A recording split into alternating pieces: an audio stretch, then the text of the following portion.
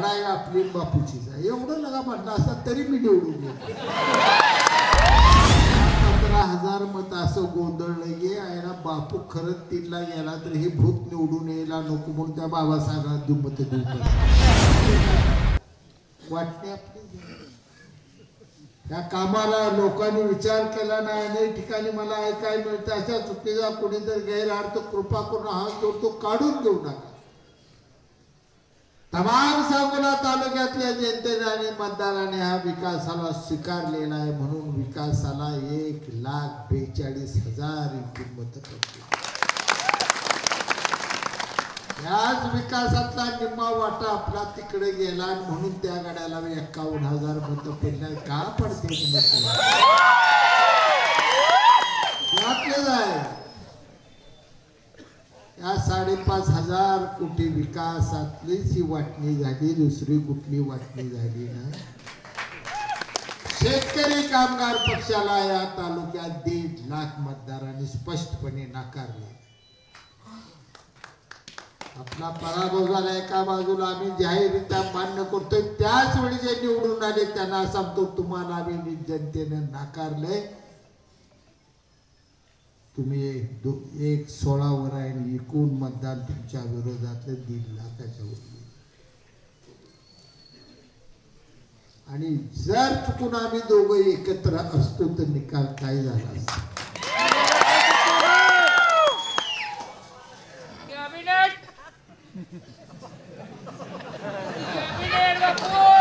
काय बर एक केस बर आबा भांडते आता भांडू द्या. काय आता भांडले तरी मला थोरलाय मी मला सोसावला.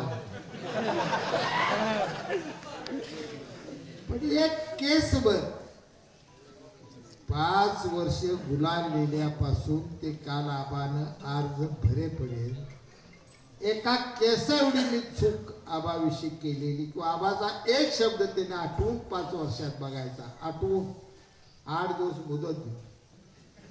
त्या आबानं मला सांगितलं मी ऐकलं नाही असा एक शब्द त्याला सापडतो का डिक्शनरी त्या बघा. प्रत्येक गोष्ट मान्य केली.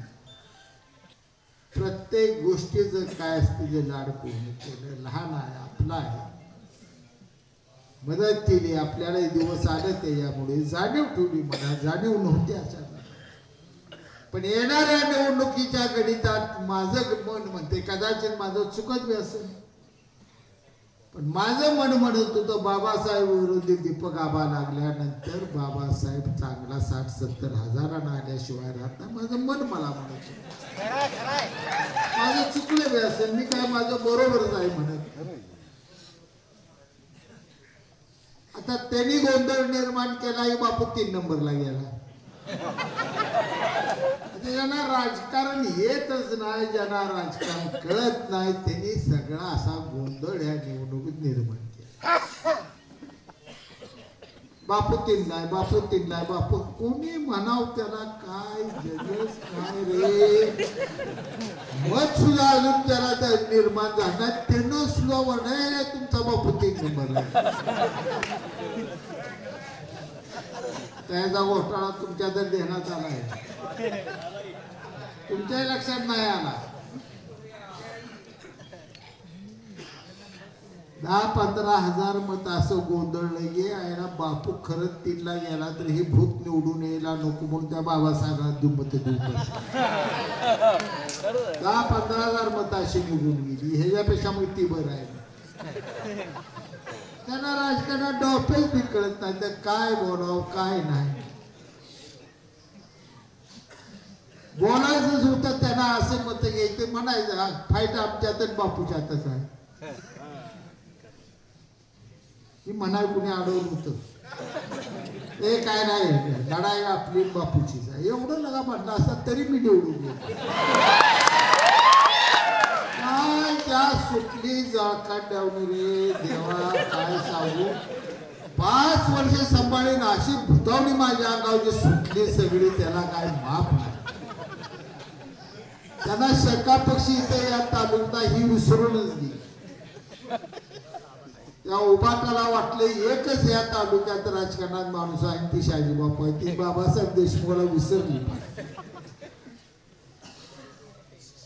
राजकारण करत असताना कधी आपल्या हातून कोणता डावपेच कधी अंगावर येतो कळत नाही. कुस्तीच्या डावात श्रीकांत दादा इथे बसला. कधी कधी आपण लय तरबेज असतो, डाव मारायला जातो, पण डाव जर बोजा नांगलोटाला आपणच पडत. ती अवस्था झाली दीपकाला. हाती डाव करायला गेला, तिसऱ्या नंबरला ती गेला. आता मी काय त्याला दोषी